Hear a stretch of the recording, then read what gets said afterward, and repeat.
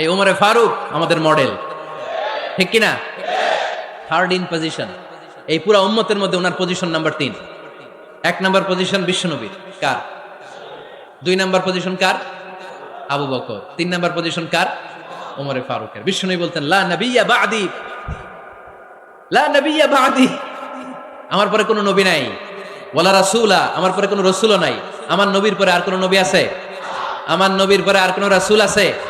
এই যে কাদিয়ানি যে একটা সম্প্রদায় আছে, এরা কি মুসলিম নাকি অমুসলিম? মুসলিম সম্প্রদায়ের সাথে এদের কোনো সম্পর্ক নাই। চিল্লায় বলেন ঠিক কিনা? এরা যদি মুসলমান হতে চায়, আমার নবী দ্য লাস্ট মেসেঞ্জার বিশ্বনবীকে খাতামুন নবী হিসেবে সংবাদ সম্মেলন করে গোটা বিশ্বকে জানাই দিতে হবে, তারপরে তাদেরকে আমরা মুসলিম হিসেবে স্বীকৃতি দিব। চিল্লায় বলেন ঠিক কিনা? তা না হলে তারা কোন ধর্মের এটাকে জানাই দিতে হবে। No inferiority complex, no identity crisis. Identity ক্রাইসিসে থাকা যাবে না। আপনারা কোন ধর্মের এটা জানায় দেন। আপনারা বিশ্বনবীরও শেষ নবী মানবেন না, আবার মুসলিম বলেও নিজেদেরকে ট্যাগ লাগাতে চাইবেন। সাধারণ মুসলমানরা এটা এই ধোঁকাবাজি মানে না। চিল্লায় বলেন ঠিক কিনা?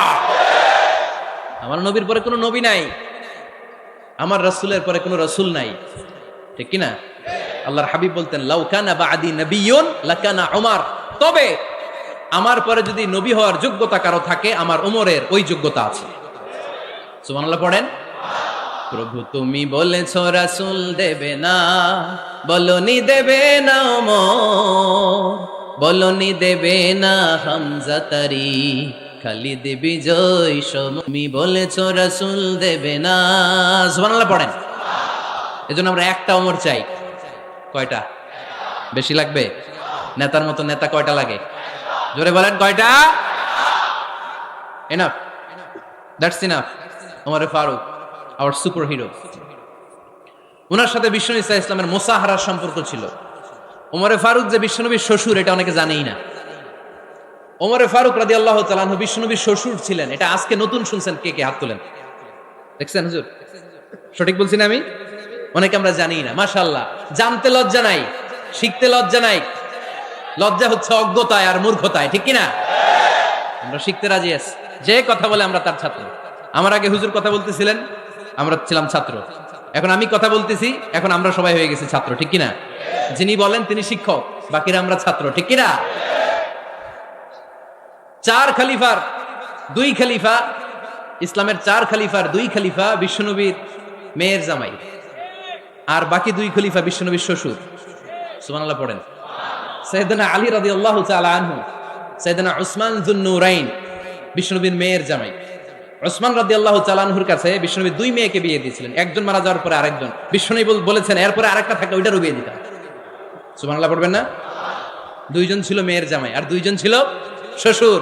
সাইয়েদনা আবু বকর শ্বশুর, বিশ্বনবীর স্ত্রী আম্মাজান আয়েশা রাদিয়াল্লাহু তাআলা আনহার বাবা। বিশ্বনবীর স্ত্রী আম্মাজান হাফসা রাদিয়াল্লাহু তাআলা আনহার বাবা ছিল সাইয়েদনা ওমর ফারুক। চিল্লায়ে পড়েন আল্লাহু আকবার। জান্নাতুল পজিশন না, সাইয়্যিদু কুহুলিল জান্নাহ। জান্নাতে যত নারীরা যাবে, নারীদের সর্দারিনী হবে সাইয়্যিদাতুনা ফাতেমা রাদিয়াল্লাহু তাআলা আনহা।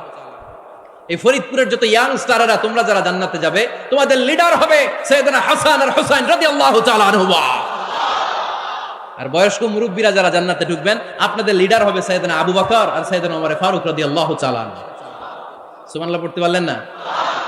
ওমর ফারুক এটা সাধারণ কোনো ক্যারেক্টারিস্টিক্স নয়। ওনাকে আল্লাহ তাআলা নলেজও দিয়েছেন, আবার দিনদারিও দিয়েছেন। আমার দিনী ভাইয়েরা খেয়াল রাখবেন, কোনো আলেমের মধ্যে বা কোনো নেতার মধ্যে যদি এই দুইটার সমন্বয় আপনি পান, যে তার জ্ঞানও আছে আবার দিনদারিও আছে, he belongs the knowledge and he belongs the তাকওয়া, সে গোটা বিশ্বকে জয় করে ফেলবে, ঠিক কিনা? যার মধ্যে জ্ঞান আছে, যার মধ্যে তাকওয়া আছে, তারা কেউ থামায় রাখতে পারে? ওমরে ফারুককে এই 2 নেয়ামত দিয়ে ধন্য করেছে কে? সহিহ বুখারীর বর্ণনা। বিশ্বনবী সাহাবীদের সামনে একটা স্বপ্নের কথা বলছেন। বিশ্বনবী বললেন, আমি স্বপ্নে দেখলাম আমার আঙ্গুলের ফাঁকা থেকে দুধ বের হচ্ছে। আমি তৃপ্তি সহকারে দুধ খেলাম। খাওয়ার পরে দেখলাম আঙ্গুলের মধ্যে একটু দুধ লেগে আছে। আমার আঙ্গুলে অতিরিক্ত লেগে থাকা দুধটা আমি ওমরে ফারুকের মুখের মধ্যে লাগিয়ে দিলাম। সাহাবারা বললেন, ইয়া রাসূলুল্লাহ, ইয়া হাবিবাল্লাহ, মাযা আওয়ালতা বিহি, এই স্বপ্নের আপনি কি ব্যাখ্যা করলেন? আমরা তো বুঝলাম না। বিশ্বনবী বললেন, আওয়ালতু বিহি আল ইলম, আমি এই দুধ দিয়ে জ্ঞানের ব্যাখ্যা করেছি, কারণ ওমরকে আল্লাহ যেই জ্ঞান দিয়েছে গোটা বিশ্বের কাউকে এত জ্ঞান দেয় না। এজন্য স্বপ্নে যদি কেউ দেখেন যে আপনি দুধ খাচ্ছেন, তার মানে আল্লাহ তাআলা আপনার জ্ঞান বাড়ায় দিবে। ওমরে ফারুককে দুধ খেয়ে অতিরিক্ত দুধের অংশটা বিশ্বনবী আবু বকর রাদিয়াল্লাহু তাআলা আনহুর মুখে দেন নাই, সাইয়েদনা উসমানের মুখে দেন নাই, আলী রাদিয়াল্লাহু তাআলা আনহুর মুখে দেন নাই। স্বপ্নে ওই অতিরিক্ত লেগে থাকা দুধটা বিশ্বনবী ওমরে ফারুকের ঠোঁটের মধ্যে লাগিয়ে দিয়েছেন। এই হাদিস থেকে প্রমাণ হয় আল্লাহ তাআলা জ্ঞানের নেয়ামতে সাইয়েদনা ওমরে ফারুককে ধন্য করেছেন। আবার বুখারীর বর্ণনা, বিশ্বনবী সাল্লাল্লাহু আলাইহি ওয়াসাল্লাম আরেকটা স্বপ্নের বর্ণনা দিচ্ছেন। তিনি বললেন, তোমাদের সবাইকে স্বপ্নে আমার সামনে দাঁড় করানো হলো। আমি দেখলাম তোমাদের কারো জুব্বা নাভি পর্যন্ত, কারো জুব্বা হাঁটু পর্যন্ত, কারো জুব্বা টাকনু পর্যন্ত।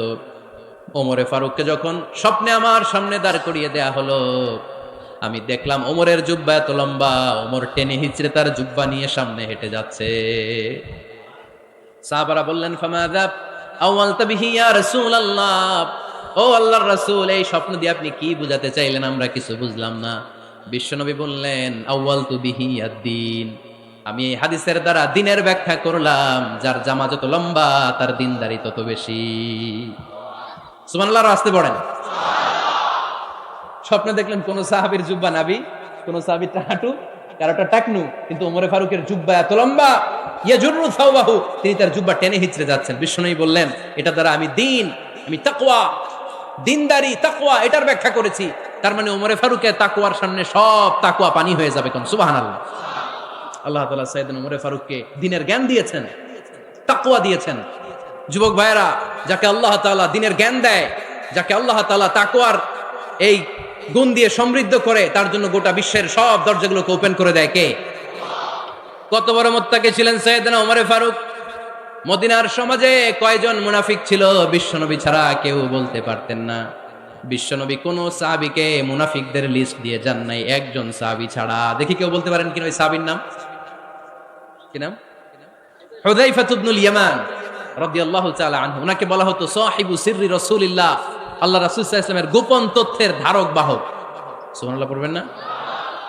বিশ্বনবী ইন্তেকালের আগে মদিনার সমাজে মোট কয়জন মুনাফিক আছে, এই তথ্য আবু বকরকে বলেন নাই, ওমর রাদিয়াল্লাহু তাআলা আনহুকে বলেন নাই, উসমান রাদিয়াল্লাহু তাআলা আনহু, আলী রাদিয়াল্লাহু তাআলা আনহু, আশারাতুল মুবাশশিরিন বিল জান্নাহ কোন সাহাবীকে বলেন নাই। শুধুমাত্র কেবলমাত্র একমাত্র হুযায়ফা ইবনুল ইয়ামান রাদিয়াল্লাহু তাআলা আনহুর কাছে মুনাফিকদের লিস্টে বিশ্বনবী দিয়ে গিয়েছেন। সুবহানাল্লাহ পড়েন।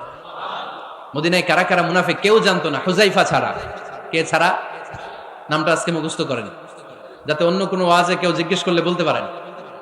মুনাফিকদের লিস্ট যে সাহাবীর কাছে বিশ্বনবী দিয়ে গিয়েছিলেন, সাহাবীর নাম কি? নাম?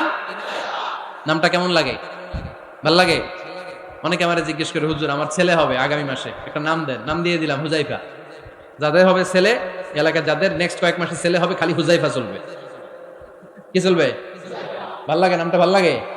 রাইখেন, অনেক সুন্দর নাম। উনি জানতেন মুনাফিক কারা। দেখেন ওমরে ফারুকের তাকওয়ার লেভেলটা কত হাই। ওমরে ফারুক একদিন হুযায়ফা রাদিয়াল্লাহু তাআলা আনহুর কাছে গেলেন, যে বললেন, হুযায়ফা, বিশ্বনবী ইন্তেকালের আগে মুনাফিকদের নামের লিস্টটা কারো কাছে দেয় নাই, আমার জানা নাই, সাইয়েদনা আবু বকরের জানা নাই, কোন সাহাবীর জানা নাই, তুমি ছাড়া। আমি তোমার কাছে জানতে চাই, আমি ওমরের নামটা ওই মুনাফিকদের খাতায় আছে কিনা আমার একটু বলো। আমার ওমরের নামটা ওই মুনাফিকদের লিস্টিতে একটু আছে কিনা, নামটা একটু বলো। যদি থাকে আমি ভালো হয়ে যাব। আমি নেফাকি দূর করে পাক্কা মুমিন হতে চাই। আমার নাম যদি মুনাফিকের লিস্টে থাকে আমি তো শেষ। হুযায়ফা চোখের পানি ছেড়ে দিয়ে বলে, আমিরুল মুমিনিন, কেমন প্রশ্ন করলেন আপনি? আপনি বিশ্বনবীর শ্বশুর, এই উম্মতে আপনার পজিশন 3 নাম্বার। আপনারে মুনাফিকরা ভয় পায়, শয়তান আপনারে ভয় পায়। আপনি জান্নাতে সব বয়স্ক লোকদেরকে নিয়ে জান্নাতের মধ্যে আগে আগে ঢুকবেন, কেমন করে মুনাফিকদের কাতারে আপনার নাম থাকতে পারে ওমর? সুবহানাল্লাহ পড়ে। কি বিনয়ী, কি তাকওয়া। হুযায়ফাকে যে ধরতেন, হুযায়ফা একটু বলো না আমার নামটা মুনাফিকদের লিস্টিতে আছে কিনা। ওমরে ফারুকের যদি এই টেনশন থাকে যে আমি মুনাফিক হয়ে গেলাম কিনা, আমাদের এই টেনশন থাকার দরকার আছে না নাই? হ্যাঁ, যেন সব সময় আল্লাহর কাছে দোয়া করতে হবে, আল্লাহ তুমি নেফাকি থেকে আমাদেরকে বাঁচাও। আরো জোরে পড়েন আমিন। আপনারা ওঠা বসা শুরু করলেন কেন? অনেক রাত হয়ে গেছে তাই? হ্যাঁ, শেষ করে দেই তাহলে না? যে অনেকের কষ্ট হচ্ছে মনে হচ্ছে। হ্যাঁ, এক নম্বরে যাচ্ছে এটা সব মুখস্থ দেখি। হ্যাঁ, 1 নাম্বার, 2 নাম্বার, 3 নাম্বার। 1 নাম্বার হইল পেশাবখানা, 2 নাম্বার পায়খানা, 3 নাম্বার নাকি এইটা?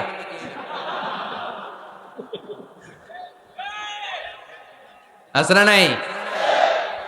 না। সিগারেট কোন মুসলমান খেতে পারে? সিগারেট হয় টোবাকো প্ল্যান্টস থেকে, তামাক পাতা। ফরিদপুরে চাষ হয় নাকি? হয়। কোন থানায় হয় বেশি? হ্যাঁ, তামাক ক্ষেত যারা দেখছেন, কোন বেড়া লাগানো লাগে? কেন? ছাগলেও মুখ দেয় না। তো যেটা ছাগলে খায় না, এটা কোনো মুমিন বান্দা খাইতে পারে? তো খান কেন এগুলো, পচা জিনিস? হ্যাঁ, এই পৃথিবীতে বিড়ি আর সিগারেটই একমাত্র খানা যেটা টয়লেটে ঢুকে খাওয়া যায়, তাই না? পৃথিবীতে সিগারেট আর বিড়ি একমাত্র খাবার। রাগ করবেন না যারা খান, রাগ করেন না আবার। একটু কমন সেন্সটা কাজে লাগানোর জন্য, চিন্তার জন্য বলতেছি। এটাই পৃথিবীর একমাত্র খাবার যেই খাবারের গায়ে এই খাবারের বদনাম লেখা থাকে। স্মোকিং কজেস ক্যান্সার, ধূমপান কর্কট রোগের কারণ, ধূমপান স্বাস্থ্যের পক্ষে ক্ষতিকারক, লেখা থাকে না? আচ্ছা, ধরেন ফরিদপুরে একটা কোম্পানি নতুন চানাচুর বের করছে, ওই চানাচুরের গায়ে লেখা এই চানাচুর খাওয়ার 1 ঘন্টার মধ্যে বমি শুরু হবে আর ডায়রিয়া হবে। খাবেন? কি কইবেন? তুই খা। দোকানদারে কি কইবেন? তুই খা, তোর বমি হোক, তোর 14 গোষ্ঠীর ডায়রিয়া হোক, আমি টাকা দিয়ে এগুলো কিনবো না, ঠিক কিনা? কারণ এই প্রোডাক্টের গায়ে এই প্রোডাক্টের বদনাম লেখা, এটা আমরা কিনবো কেন? কিন্তু সিগারেটের উপরে সিগারেটের বদনাম লেখা থাকার পরও আমরা খাই, টয়লেটে বসে খাই। এটার মধ্যে একটা পয়জন আছে, এটাকে বলে স্লো পয়জন, নিকোটিন। এটা আপনার লাং, ফুসফুসকে শেষ করে দিবে, স্লো পয়জন। সিগারেট খাওয়া অনেকটা আত্মহত্যার শামিল। বিষ খেলে সাথে সাথে মরে, সিগারেট খেলে ধুকে ধুকে মরে। আর সিগারেট থেকে হিরোইন, গাঁজা, ফেন্সিডিল, ইয়াবা, মেরিজুয়ানার পথে মানুষ পথ বাড়ায়, পা বাড়ায়, তাই না? এগুলো খাবেন না। বলে তুলকু আইদিকুম ইলা তাহলুকা, নিজে নিজেকে স্বেচ্ছায় ধ্বংসের দিকে ঠেলে দিও না। জীবনটা অনেক সুন্দর, জীবনটা অনেক রঙিন, আল্লাহর দেয়, জীবনটাকে উপভোগ করার দরকার আছে না নাই? এই জন্য সিগারেটকে এই ফরিদপুরের প্রোগ্রাম থেকে আমরা আজকে নো বলে দিলাম। কি বলে দিব? আওয়াজ করে সবাইকে আমরা সবাই একসাথে বলবো, সিগারেটকে কি বললাম? মনে থাকবে? মাহফিলের প্যান্ডেল থেকে বাইর হয়ে আবার ইয়েস, হ্যাঁ না, ইয়েস করা যাবে না। সিগারেটকে কি বললাম? নো। ওমরে ফারুক রাদিয়াল্লাহু তাআলা আনহু, আমাদের সুপার হিরো, আমাদের সবাই বলেন আমাদের, উনি কত বড় সুপার হিরো শুনেন। উনি জুমার খুতবা দিচ্ছেন। কি দিচ্ছেন? মসজিদে নববীতে। খুতবার মাঝখানে হঠাৎ বললেন, ইয়া সারিয়াতাল জাবাল, ইয়া সারিয়াত ইবনে জানিমিল জাবাল। এই কথা বলেই আবার খুতবা দিতে শুরু করলেন। উনার এই ইয়া সারিয়াত ইবনে জানিমিল জাবালের সাথে আগের কথারও কোনো মিল নাই, পরের কথারও কোনো মিল নাই। জুমার নামাজের পর মুসল্লি সাহাবারা ধরলেন, বললেন, ইয়া আমিরাল মুমিনিন।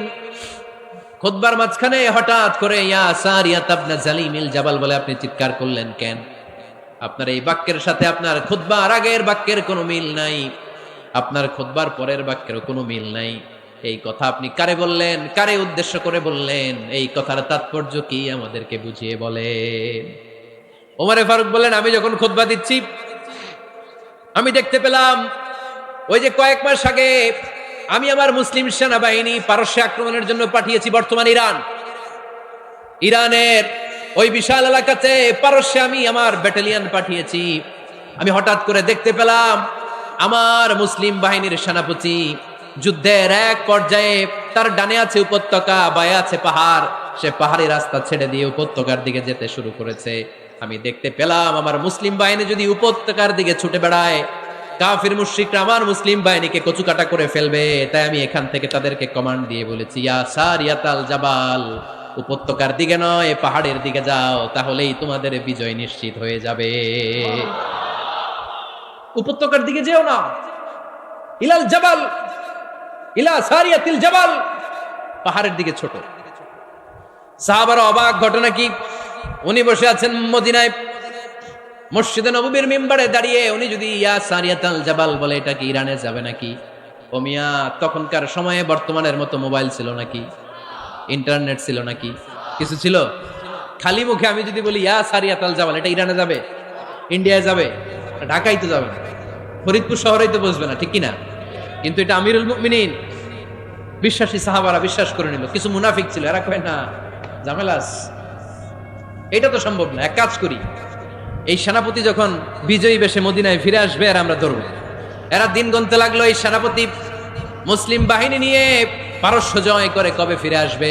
এই মুনাফিকের দলগুলো কখনো সেনাবাহিনীকে অভ্যর্থনা জানাতে যেত না, কিন্তু এইবার সবার আগে মদিনার উপকণ্ঠে যে সেনাপতিদেরকে অভ্যর্থনা জানানোর জন্য ফুল নিয়ে রেডি, ফুল নিয়ে দাঁড়ায় আছে। সেনাপতি ঢুকার সাথে সাথে ধরছে, এই সেনাপতি কোত্থেকে আসছে? কয় পারস্য জয় করে আসছি। কয় এমন এমন দিন, জুমার দিন দুপুরবেলা যুদ্ধের মাঝখানে আমিরুল মুমিনিনের কণ্ঠের কোন কথাবার্তা শুনছো নাকি? সেনাপতি অবাক, কয় তোমরা জানলা কেমনে? শুনছি তো। সুবহানাল্লাহ পড়বেন না? আমরা যুদ্ধে একটা ভয়ঙ্কর অবস্থার মধ্যে ছিলাম, পেছন থেকে শত্রুরা আমাদেরকে আক্রমণ করতে শুরু করে দিল। ডানে যাব না বায়ে যাব, সামনে যাব নাকি পেছনে যাব, রাস্তা খুঁজে পাচ্ছি না। ডান দিকে ছিল আমাদের উপত্যকার রাস্তা, বাঁ দিকে ছিল পাহাড়ি পথ। আমরা সোজা পথ হবে মনে করে উপত্যকার দিকে ছুটতে আরম্ভ করলাম। হঠাৎ করে আমিরুল মুমিনিনের কণ্ঠ বজ্র কণ্ঠে আমার কানের মধ্যে ভেসে আসলো। আমার মনে হলো আমিরুল মুমিনিন কেমন যেন আমাকে কমান্ড দিচ্ছেন আর বলছেন, ইয়া সারিয়াতাল জাবাল, ডান দিকে উপত্যকার পথে নয়, তাড়াতাড়ি পাহাড়ের দিকে সৈন্য বাহিনী নিয়ে উঠে যা। পাহাড়ের দিকে, ডানে না, this is wrong track and this is the right track. ওই দিন যদি ওমরে ফারুকের ওই গাইডলাইন, আমিরুল মুমিনিনের কমান্ড যদি আমি না শুনতাম, আজকে বিজয়ের বেশে ফিরতেও পারতাম না, আমাদের চেহারাও তোমরা দেখতে পেছ না। ওমরে ফারুকের ওই কমান্ড, ওই গাইডলাইন অদৃশ্য থেকে শোনার কারণে এই পারস্যের মধ্যে আমাদেরকে সেই যুদ্ধে বিজয় দান করেছে কে? দিস ইজ ওমরে ফারুক, দিস ইজ ওমরে ফারুক। বিশ্বনবী বলছেন, ওমর মা লাকিয়াকা শাইতানু সালিকান ফাজ্জান ইল্লা সালাকা ফাজ্জান গায়রা ফাজ্জিকুম। ওমর, শয়তান ইবলিস যদি তোমারে কোনো রাস্তা দিয়ে হাঁটতে দেখে, শয়তান ওই রাস্তা রেখে দিয়ে অন্য রাস্তা দিয়ে হাঁটে। সুবহানাল্লাহ বাড়িতে যাই বললেন। কে বলতেছে? বিশ্বনবী। কার ব্যাপারে? ওমরে ফারুকের ব্যাপারে। শয়তান যদি দেখে যে ওমরে ফারুক এই রাস্তা দিয়ে হাঁটতেছে, শয়তান ওই রাস্তা রেখে দিয়ে অন্য রাস্তা দিয়ে হাঁটে। সুবহানাল্লাহ পড়েন। রাত্রিবেলা আমরা আমাদের বাচ্চা ছেলে মেয়েদেরকে যখন খাওয়াই, বাচ্চারা খেতে চায় না, এরকম হয় আপনাদের ফরিদপুর এলাকায়? হ্যাঁ, এই এলাকায় হয় নাকি? খেতে চায় না বাচ্চারা, এই চকলেট দেখায়া, এই মিনা কার্টুন দেখায়া, এইটা সেইটা এগুলো সেগুলো বলে, গল্প টল্প বলে ভুলাইয়া খাওয়ানো লাগে, তাই না? তারপরেও খায় না। আমারও ছোট মেয়ে আছে, খেতে চায় না, এইটা সেইটা এমনি সেমনি খাওয়ানো লাগে। তো শেষে না পেরে মা বাবা বলতে বাধ্য হয়, ওই যে ভূত আসতেছে, ভূত, তাড়াতাড়ি তাড়াতাড়ি খাও, নাহলে যে ভূত ধরবে তোমারে। ওই যে বাঘ আসতেছে, বাঘ, তাড়াতাড়ি খাইলে নাহলে বাঘে কামড়াবে। বলি না আমরা? আপনারা কি বলেন? ভূত। আর কি বলেন? হ্যাঁ হ্যাঁ, আচ্ছা, এক এক জায়গায় এক একটা আমরা বলি, ভূত আসবে, বাঘ খাবে, ভাল্লুক খাবে, তাড়াতাড়ি খাও। মদিনাতে যখন ওমরে ফারুক আমিরুল মুমিনিন, মদিনার মায়েরাও বাচ্চাদেরকে খাওয়াতে পারতো না, ছোট্ট মেয়েদেরকে খাওয়াতে পারতো না, খাওয়া নিয়ে যন্ত্রণা করতো। বাচ্চারা যখন মদিনায় খেতে চাইতো না রাত্রিবেলায়, মদিনার মায়েরা বলতো, তাড়াতাড়ি খাও, হা হুয়া ইয়াতি উমর, হা হুয়া ইয়াতি উমর, তাড়াতাড়ি খা, নাহলে ওই যে ওমর আসতেছে, Omar. This is our super hero সাইয়েদনা ওমর ফারুক রাদিয়াল্লাহু তাআলা। শুধু শয়তানি ভয় পেত না, মুনাফিকরাও ভয় পাইত, জমের মতো ভয়। শুধু তাই না, আমাদের আম্মাজান বিষ্ণু ইসা ইসলামের স্ত্রীরাও ওমর ফারুককে ভয় পেতেন। সুবহানাল্লাহ কইবেন না? মাঝে মাঝে বিষ্ণু ইসা ইসলামের সাথে আম্মাজান আয়েশার ঝগড়া হতো, হতো না? আপনাদের ফ্যামিলিতে ঝগড়া হয়? হয় না? হয় না? কার কার দেখি? ওরে আল্লাহ, অনেক আল্লাহর ওলি আছে তো জায়গায়, ঝগড়া হয় না? কি কথা কয়, ঝগড়া হয় না বলে? বিশ্বনবীর ফ্যামিলিতে ঝগড়া হয়, আপনার ফ্যামিলিতে হয় না? মিষ্টি ঝগড়া। আর ও বিয়েই করে নাই।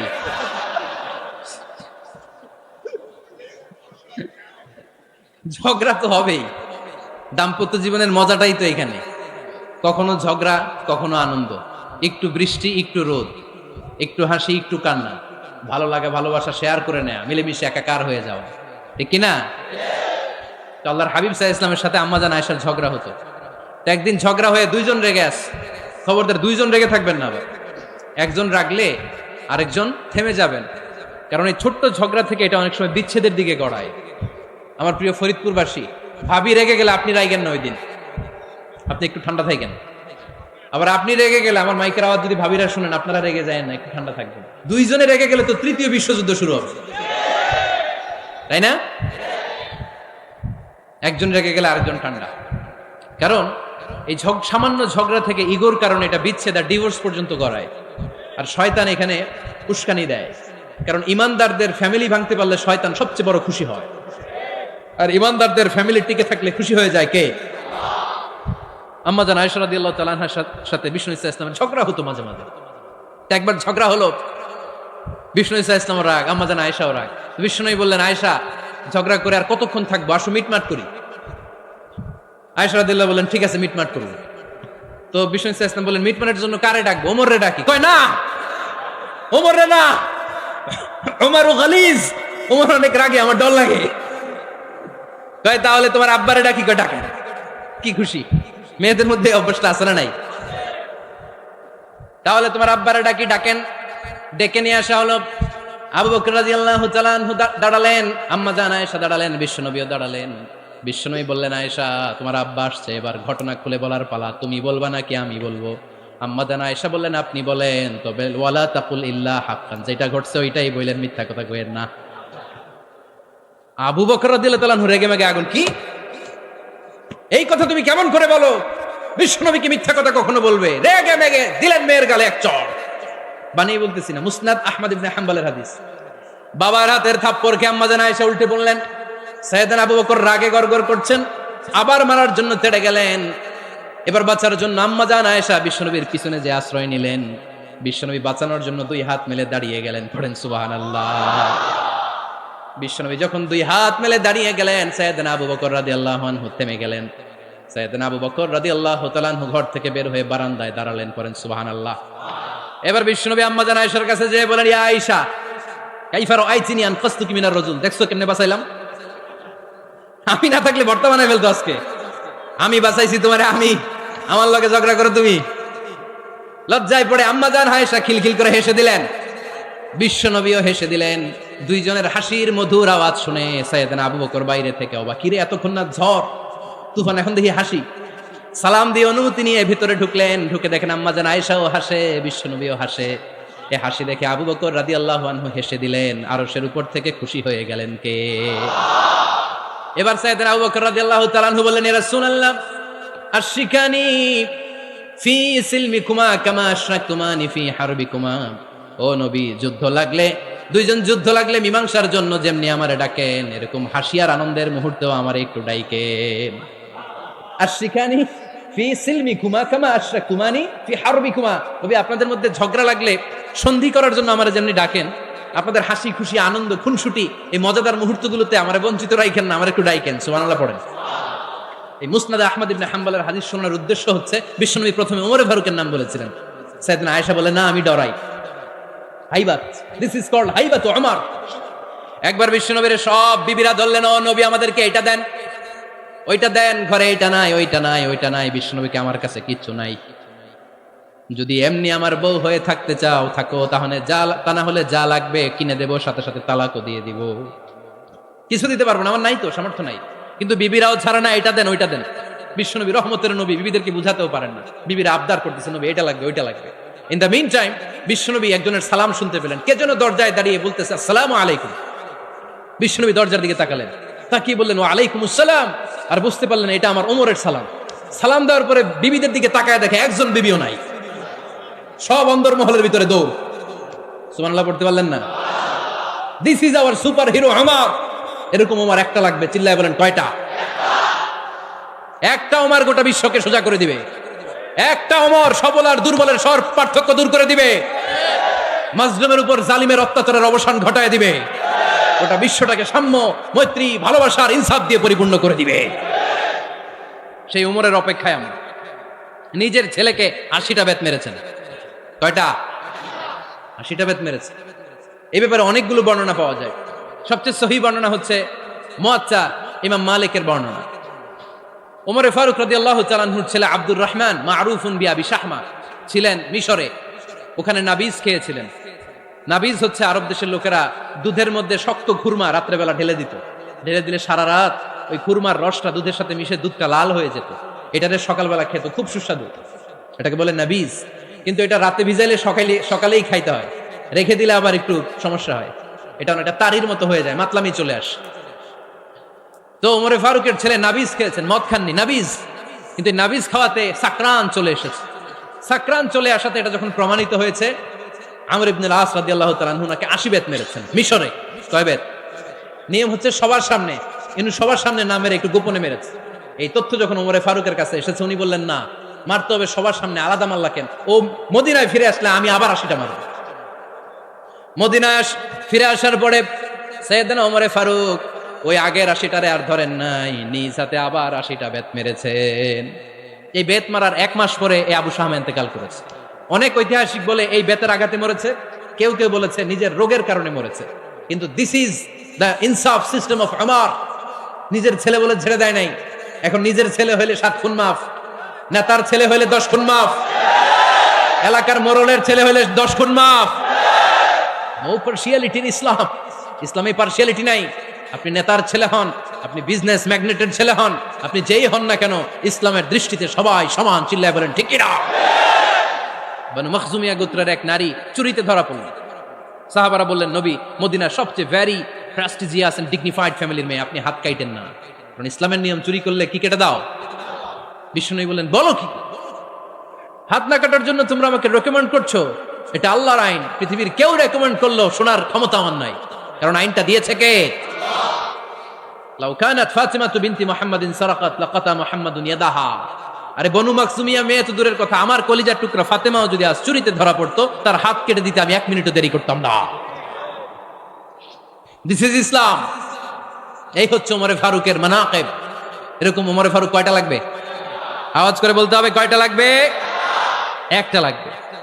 এই সাইয়েদনা ওমরে ফারুক মদিনার প্রথম চিফ জাস্টিস ছিলেন। সর্বপ্রথম ওনার পরামর্শ সাইয়েদনা আবু বকর রাদিয়াল্লাহু তাআলা আনহু কোরআনকে সংকলন করেছেন। আমরা এই যে কোরআন পড়ি 30 পারা, এমদাদিয়া লাইব্রেরির 114টা সূরা, কত সুন্দর সন্নিবেশ করা হয়েছে, এখানে সাজানো হয়েছে। আল্লাহর হাবিব সাল্লাল্লাহু আলাইহি ওয়াসাল্লামের সময় কি এরকম কোরআন ছিল নাকি? ছিল না। খেজুর পাতার মধ্যে, গাছের বাকলের মধ্যে, ওটের বড় হাড্ডির মধ্যে আর পাথরের মধ্যে খোদাই করা কোরআন ছিল। সাইয়েদনা আবু বকরের সময় রাদিয়াল্লাহু তাআলা আনহুর সময় যুদ্ধ হলো, 70 জন হাফেজ সাহাবী ইন্তেকাল করলেন। সাইয়েদনা আবু বকর রাদিয়াল্লাহু তাআলা আনহুকে ডেকে ওমরে ফারুক বললেন, ও আবু বকর, এইভাবে হাফেজে কোরআন সাহাবীরা যদি দুনিয়া থেকে বিদায় হয়ে যায়, আল্লাহর কোরআনও তো বিদায় হয়ে যাবে। আমার পরামর্শ হলো আপনি সব বয়োজ্যেষ্ঠ সাহাবীদেরকে একসাথে করে, কোরআনের সব কাগজগুলোকে একসাথে করে একটা নির্ধারিত কপির মধ্যে কোরআনকে সংকলন করে ফেলেন। সাইয়েদনা আবু বকর বললেন, যেটা আমার নবী করেন এটা আমি কেমনে করি? কিন্তু ওমরে ফারুক নাছোড়বান্দা বলে না, এটা করলে কোনো খারাপ হবে না, ভালোই হবে। মুসলিম উম্মার জন্য এক জায়গায় কোরআন সন্নিবেশিত থাকবে, আপনি করেন। সাইয়েদনা আবু বকর রাজি হয় না, ওমরে ফারুকও ছাড়ে না।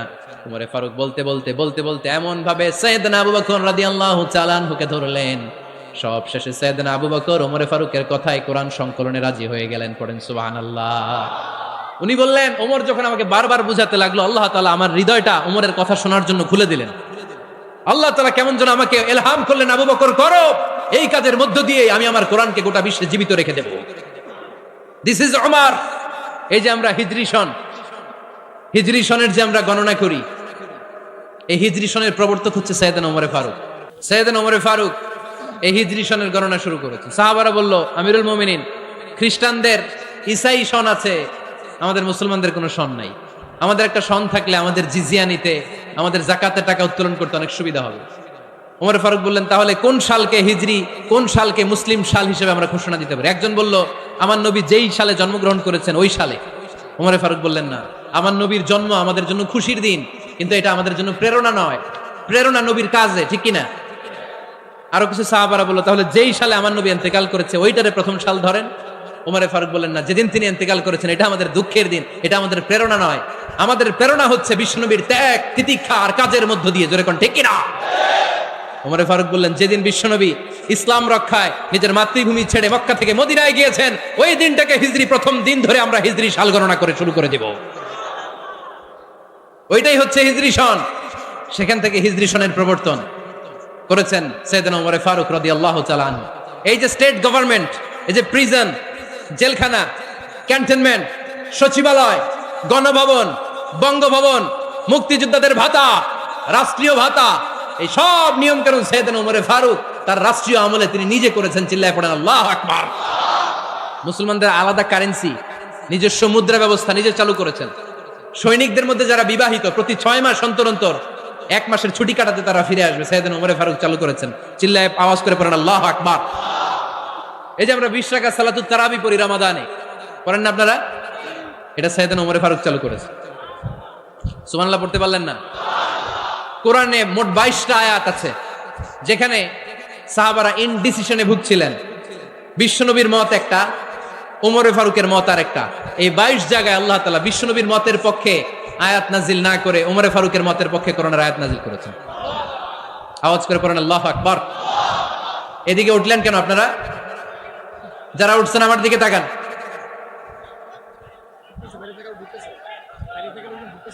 কিছু ভিতরে ঢুকতেছে, কিছু বাইরেতেছে না?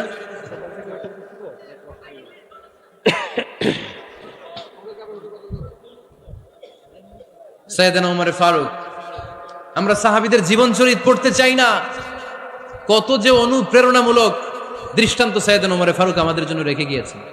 ওমর ফারুক যখন খলিফা, দিনের বেলায় যদি রাষ্ট্রে কোনো নিয়ম জারি করতেন, দিনের বেলায় জনগণকে কোনো বিষয়ে যদি নিষেধ করতেন, রাত্রে বেলায় খাওয়ার সময় ফ্যামিলি মেম্বারদের সবাইকে বলতেন, এই দিনের বেলা আমি জনগণকে এই কাজ করতে নিষেধ করেছি, তোমরা আমার ফ্যামিলি মেম্বার, খবরদার তোমরা এই কাজ করো না। জনগণ করলে যতটুকু শাস্তি, তোরা করলে পাবি ডবল শাস্তি। সুবহানাল্লাহ কইবেন না? আমাদের নেতারা ওই বাড়ির বিচার করে, ওই বাড়ির মাইয়ার বিচার, ওই বাড়ির পোলার বিচার, নিজের পোলা গাঞ্জা টানে আসে না নাই? নিজের মেয়ে অপরাধ করে আসে না নাই? কি নেতা ছিলেন ওমর ফারুক! আগে নিজের ঘর সামলিয়েছেন, আগে নিজেকে সামলিয়েছেন, নিজের ঘর ঠিক করেছেন। বলেছেন জনগণ করলে যত বেদ, তোরা করলে double Veda. This is call leader, ঠিক কিনা? এক বাবা এসে বললেন, ওমর ফারুক আমার ছেলে কথা শোনে না, বেয়াদব। ওমর ফারুক ছেলেরা ডাকলেন, বাবা তুমি তোমার আব্বাজানের কথা শোনো না, এটা তো কবিরা গুনাহ। ছেলে বলে, ওমর ফারুক সব দায় দায়িত্ব আল্লাহ ছেলে মেয়েদেরকে দিয়েছে, বাবা মাকে কোনো দায়িত্ব দেয় নাই। ওমর ফারুক বললেন, অবশ্যই দায়িত্ব দিয়েছে। তাহলে বলেন আমার বাবার দায়িত্ব কি? উনি বললেন, প্রাইমারিলি প্রথমত 3 দায়িত্ব। আইয়ানতাকিয়া উম্মাহ, পৃথিবীর প্রতিটি বাবার উচিত ছেলেদের মেয়েদের জন্য ভালো মায়ের ব্যবস্থা করা। 2 নম্বরে আইয়ুহসিনা ইসমা, সুন্দর তার একটা নাম রেখে দেয়া। 3 নম্বর ইউআল্লিমাহুল কিতাব, তার আল্লাহর কিতাব শিক্ষা দেওয়া। এবার ছেলেকে আমার আব্বা 3টার একটাও করে নাই। এবার ওমর ফারুক রেগে গেলেন, বাবার কাঁধে ধরলেন, বললেন তুই ছেলের জন্য বিচার নিয়ে আসলি, তোর 3টা দায়িত্বের একটাও তুই পালন করিস নাই। ছেলে বলে, আমিরুল মুমিনিন আমার মা নর্তকী, আমার মা মাজুসি, আমার মায়ের মধ্যে কোনো আদব কাদব নাই, সুন্দরী দেখে আমার মারে বাবা বিয়ে করছে, আমার মায়ের কাছ থেকে জীবনে কিছু শিখি নাই। 2 নাম্বার সাম্মানি খানফাসা, আমার বাবা আমার নাম রেখেছে চামচিকা। কি নাম রাখছে? এটা নাম হইলো একটা, এরকম উল্টাপাল্টা নাম আছে না নাই? না, এগুলো রাখবেন না। আব্দুল্লাহ রাখবেন, আব্দুর রহমান রাখবেন, আর একটা কি বলছি আজকে? হুযায়ফা রেখে দিয়েন, পারবেন? ওয়ালাম ইউআল্লিমনি হারফাম মিন কিতাবিল্লাহ, আমিরুল মুমিনিন শুধু তাই না, আল্লাহর কোরআনের একটা অক্ষর আমার বাবা কোনোদিন আমারে শিক্ষা দেয় নাই। ওমর ফারুক রেগে গেলেন, এবার বাপের কান্দে ধইরা মারতে শুরু করলেন, তুই পোলার নামে বিচার নিয়ে আইছিস, তোরে মার দিমু আগে। এরকম নেতার দরকার আছে না নাই? মদিনায় এক লোক তার বউরে রাগের চোটে 100 তালাক দিয়ে ফেলছে। কয় তালাক দেয়ার নিয়ম কয়টা? দিছে কয়টা? এবার স্ত্রী কাঁদতে কাঁদতে এসে বলে, আমিরুল মুমিনিন দেখেন আমার স্বামী আমারে রেগে মেগে 100 তালাক দিচ্ছে। ওমর ফারুক বললেন, দইরা নিয়ে এটারে। নিয়ে আসা হলো। ওমর ফারুক বললেন, কয়টা তালাক দিয়েছো? কয় 100টা। কেন দিছো? কয় মাথা গরম আছিল। এরকম আছে না? তালাক দেওয়ার সময় সব তালাক, তুই তালাক, তোর মা তালাক, তোর বোন তালাক, সব তালাক। তালাক দিবে ওয়াইফ রে, দিতেছে সবাই রে। ওমর ফারুক বললেন, দিবে 3টা, 100টা দিলা কেন? কয় মেজাজ গরম ছিল। কয় দাঁড়া, আত-তালাকু মিন শাআইরিল্লাহ, তালাক হচ্ছে আল্লাহর দেয়া বিধানের একটা নিদর্শন, এটা নিয়ে তুই খামখেয়ালি করলি। আমার রায় শোন, আমার রায় হচ্ছে 3 তালাকে তোর বউ তালাক, বাকি 97 তালাক তোর পিঠের উপরে পড়বে। এরকম বিচারের দরকার আছে না নাই? এরকম দৃষ্টান্তমূলক বিচার যদি বাংলার জমিনে দেয়া হতো, আর কোন নারী ধর্ষিতা হতো? আর কোন নারীকে অ্যাসিড মারা হতো? আর কোন নারী যৌতুকের জন্য কান্না করতো? একটা অমর লাগবে, বেশি না। মক্কা, মদিনা, এই 7 জায়গায় 7 জন গভর্নর পাঠিয়েছেন, তাদের থেকে তথ্য নিতেন। এই গভর্নর সিস্টেম উনি বানিয়েছেন। সাইয়েদনা আমর ইবনুল আস রাদিয়াল্লাহু তাআলা আনহুকে পাঠিয়েছেন মিশরে। মিশরে একটা দৌড় প্রতিযোগিতা হতো। মিশরি বলে, আমার মাল্লা কেন? তুমি খেলায় পারো না, আমারে মাল্লা কেন? কয় আনা ইবনুল আকরামিন, আমি গভর্নরের পোলা, আমি যা বলবো এটাই হবে, আমার উপরে কথা নাই। মিশরি ওইখানে আর ঝগড়া বাঁধায় নাই, মনে দুঃখ নিয়ে মদিনায় চলে আসলেন। এসে বললেন, আমিরুল মুমিনিন, আপনি আমর ইবনুল আস রাদিয়াল্লাহু তাআলা আনহুকে মিশরের গভর্নর বানিয়ে পাঠিয়েছেন। একটা প্রতিযোগিতায় আমি চ্যাম্পিয়ন হয়েছি, ওনার ছেলে হয়েছে রানার আপ। কেন সে চ্যাম্পিয়ন হতে পারে নাই? এই কারণে আমার মাথায় লাঠি দিয়ে 3টা বাড়ি মেরেছে। বিচারটা দিছে কার দরবারে? কথা বুঝেন নাই বোধহয়? ওমর ফারুকের দরবার। ওমর ফারুক বললেন, তাই আগামী বছরের অমুক তারিখ আমি সব গভর্নরদেরকে ডেকে হিসাব নেই, তো ওই দিন তুই থাকবি, পারবি না? বিষ্ণু বলে, পারবো মানে অবশ্যই পারবো। ওই দিন 7 রাজ্য থেকে 7 গভর্নর হাজির, গভর্নরদের ছেলেরাও হাজির, মিশরীয় হাজির। 7 গভর্নরের কাছ থেকে 7 এলাকার খোঁজ খবর নেওয়ার পরে ওমরে ফারুক বললেন, আইন আল মিসরি, মিশরি লোকটা কই, এদিকে আয়। মিশরি সামনে আসার পরে বলল, আমর ইবনুল আস, তুমি মিশরের গভর্নর, তোমার ছেলে সহ তুমি আসো। আমর ইবনুল আস এসে সামনে বসে রইলেন। এবার বললেন, ও আমর ইবনুল আসের ছেলে, তুমি নাকি ইবনুল আকরামিন গভর্নরের ছেলে, তুমি যা বলবা মিশরে নাকি তাই হবে, তোমার নাকি অনেক দাপট। নিজে একটা লাঠি এনে মিশরীর হাতে দিয়ে বলল, এবার তোর মাথায় যতটা মারছে তুই ততটা গুনে গুনে মার, আমি দেখবো। আমর ইবনুল আস দেখবে, আমর ইবনুল আসের ছেলেরে তুই এখানে মার। সে বলতেছে, থাক, আপনি বলছেন এতেই যথেষ্ট, মারা লাগবে না, আমি মাফ করে দিলাম। ওমরে ফারুক বলল, খবরদার, মার, মার ওর মাথার মধ্যে। মিশরি ওমরে ফারুকের ধমক শুনে ভয়ে ভয়ে 3টা বাড়ি মারল। এই বাড়ি মারা দেখেও ওমরে ফারুকের হৃদয় ঠান্ডা হয় নাই। লজ্জায় আমর ইবনুল আস, বয়স হয়ে গিয়েছে, সাহাবা, মাথা তখন টাক, মাথায় চুল নাই, লজ্জায় মাথাটা হেট হয়ে মাথাটা নিচু করে রেখেছে। এবার রাগের চোটে ওমরে ফারুক বললেন, এবার আমর ইবনুল আসের টাক মাথার মধ্যে একটা মার, মার। কেন ছেলেকে শিক্ষা দিতে পারে নাই? ইয়া আমর ইবনুল আস, মাতা জাআলতুমুন নাস আবিদা, জনগণ তাদেরকে দেখভাল করার জন্য তোমাদেরকে পাঠানো হয়েছে, তাদের উপর কোনো অত্যাচার করার জন্য নয়। চিল্লায় বলেন ঠিক কিনা? এরকম নেতা কয়টা লাগবে? কয়টা? ওই নেতার নাম কি? ওমর। হা হুয়া ইয়াতি ওমর। 22 জায়গায় বিশ্বনবী কয় একটা, ওমরে ফারুক বলে আর একটা। আল্লাহ বলে, বিশ্বনবী আপনার পক্ষে আমি আয়াত নাজিল করতে পারলাম না, আমি ওমরের পক্ষে নাজিল করে দিলাম। বিশ্বনবী বলতেন, ইন্নালি কুল্লি উম্মাতিন মুহাদ্দাস, সব উম্মতের মধ্যে, সব নবীর উম্মতের মধ্য থেকে একজন করে আল্লাহ তাকে মুহাদ্দিস বানাতো। মুহাদ্দিস না, মুহাদ্দাস। মুহাদ্দাস মানে এমন লোক যিনি যা ভাবতো ওই ভাবনাটাই আল্লাহ আয়াত হিসেবে নাজিল করে দিতেন। বিশ্বনবী বলেন, আমার উম্মতের মধ্যে মুহাদ্দাস হচ্ছে সাইয়েদনা ওমর। মদিনার সবচেয়ে বড় মুনাফিকের নাম আব্দুল্লাহ ইবনে উবাই ইবনে সালুল, সব মুনাফিকদের সরদার, কিন্তু এই মুনাফিকের ছেলেটা হলো পাক্কা ইমানদার। এই ছেলের নাম হলো আব্দুল্লাহ। আওয়াজ করে বলেন, ছেলের নাম কি? আব্দুল্লাহ ইবনে উবাই ইবনে সালুল। মুনাফিক সরদার যখন ইন্তেকাল করলো, সাইয়েদনা আব্দুল্লাহ রাদিয়াল্লাহু তাআলা আনহু বিশ্বনবীর কাছে এসে চোখের পানি ছেড়ে ডেকে বলে, নবী, আপনিও জানেন, আমিও জানি, মদিনার সবাই জানে আমার আব্বা মুনাফিকদের সরদার, কিন্তু আমার মন তো মানে না, আমার তো পিতা, আমার তো বাবা লাগে, আমার তো মন মানে না। আপনিও জানেন মুনাফিক, আমিও জানি মুনাফিক। নবী, আপনার দরবারে কিছু আমি চাই না, আপনার গায়ের একটা জামা দেন, আপনার জামাটা পরিয়ে আমার বাবারে দাফন দিব। এর সিলায় যদি আমার আব্বারে আল্লাহ মাফ করে দেয়, দয়ার নবী, মায়ের নবী জামা খুলে দিয়ে দিলেন। পড়েন সুবহানাল্লাহ। আব্দুল্লাহ রাদিয়াল্লাহু তাআলা আবার আবদার চললেন, নবী, জানি আমার বাবা মুনাফিক, কিন্তু আমার তো বাবা, আপনার দরবারে ফরিয়াদ, আপনি নিজে যে আমার বাবার জানাজার নামাজের ইমামতি করবেন। দয়ার নবী, মায়ার নবী জানাজার নামাজে যেতে চাইলেন। ওমরে ফারুক বললেন, নবী না, খবরদার, আপনি উবাই ইবনে সালুলের জানাজায় যাবেন না। বিশ্বনবী জোর করে যেতে চাইলেন। সাইয়েদনা ওমরে ফারুক বিশ্বনবীর জামা পেছন থেকে টেনে ধরলেন। আল্লাহু আকবার। টেনে ধরলেন, যাবেন না আপনি। ওমরে ফারুকের হাত থেকে হ্যাচকা টান মেরে জুব্বা টান দিয়ে বিশ্বনবী জানাজায় চলে গেলেন। রব্বুল আলামিন আয়াত নাজিল করলেন, ইস্তাগফির লাহুম আও লা তাস্তাগফির লাহুম ওয়া ইন তাস্তাগফির লাহুম ৭০ মাররাতান ফালান ইয়াগফিরাল্লাহু লাহুম। নবী গো, একবার নয়, দুইবার নয়, ৭০ বারও যদি এই মুনাফিকের জন্য আপনি ক্ষমা চান, তার জন্য ক্ষমা নাই, তার জন্য আছে জাহান্নাম। ওয়ালা তাকুম, আপনি যাবেন না আলা কবরি, কখনো তাদের জানাজায় যাবেন না। এই যে একটা ভুল করে ফেলছেন, এটা এবারই শেষ, এরপরে আর যাবেন না। সাইয়েদনা ওমর ফারুকের পক্ষে আল্লাহ তাআলা কোরআনের আয়াত নাযিল করে দিলেন, চিল্লায়ে পড়েন আল্লাহু আকবার। এভাবে 22টা জায়গায় ওমর ফারুক যা বলেছে এটা নিয়ে একটা আলাদা আলোচনা হইতে হবে, আলাদা একটা আলোচনা লাগবে যে 22টা আয়াতে আল্লাহ তাআলা বিষ্ণুবীর পক্ষে কোরআনের আয়াত নাযিল না করে সাইয়েদনা ওমর ফারুকের পক্ষে আয়াত নাযিল করেছেন, চিল্লায়ে পড়েন সুবহানাল্লাহ। ওই ওমর ফারুককে আমাদের মডেল বানানোর দরকার আছে না নাই? ওই ওমর ফারুকের জীবনী আমাদের ছেলে মেয়েদেরকে পড়ানোর দরকার আছে না নাই? আমাদের ভবিষ্যৎ প্রজন্ম এগুলো জানে না। ওরা সালমান খান দেখে বড় হয়, ওরা শাহরুখ খান দেখে বড় হয়, ওরা ঋত্বিক রোশনকে দেখে বড় হয়, ওরা মনে করে যে এরাই বড় সুপার হিরো। আমাদের যে কত বড় সুপার হিরো আছে এরা জানেই না। নতুন প্রজন্মের কর্ণকহরে সাইয়েদনা ওমর ফারুকের ইতিহাস পৌঁছে দেওয়ার দরকার আছে না নাই? ওমর ফারুকের ইন্তেকালের ঘটনাটা বলেই আমরা মোনাজাতের দিকে যাব। শুনবেন? শুনতে চান? উনি স্বপ্নে দেখলেন একটা লাল মোরগ ওনাকে 3টা ঠোকর মেরেছে। কয়টা? উনি জুমার নামাজে, জিলহজ মাসের শেষ সপ্তাহে জুমার নামাজে বললেন যে একটা লাল মোরগ 3টা ঠোকর মেরেছে।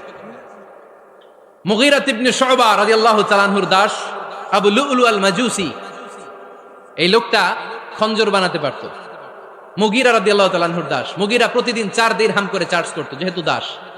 সে এসে বিচার দিল, আমিরুল মুমিনিন, মুগীরা আমার থেকে